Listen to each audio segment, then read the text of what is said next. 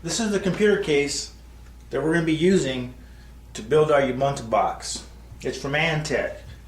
It's got multiple cooling fans on top, on the sides, on the front, and on the rear. Very sufficient for our needs. This will host our ATX motherboard. This is the BioStar motherboard made from BioStar. It's the A770E3 mainboard. Supports AMD processors. We're going to use the AMD Athlon 2 630 processor on this board.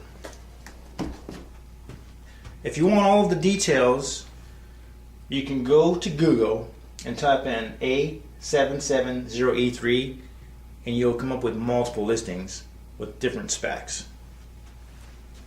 There's different versions. On this board, like I said, is the Athlon 2 quad core, see there, multi-core, quad core processor 630, running at 2.8 gigahertz. Very nice processor, affordable, reasonably priced. And for our video, we will be using from EVGA NVIDIA's GeForce GT 240 PCI Express 2.0 video card. This should give us plenty of power for our needs. And believe me, we're going to put Ubuntu through the test.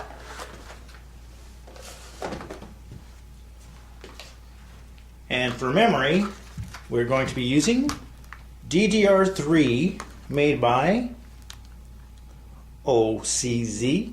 This is high performance DDR3 running at just over 1300 megahertz, and this can be overclocked, as well as this video card can also be overclocked. We'll talk about that a little bit later. Now, to supply sufficient power for our components, we need a good power supply. So we're running from CoolMax, 500 watts. This is a modular power supply, meaning all the cables that we need for our components are not attached to the power supply, but it gives us the option of attaching only what we need. So, very nice, compact, modular design. It should work very well with this case. And finally, from BenQ, dual layer, you can't see it, but it's dual layer DVD-R recorder.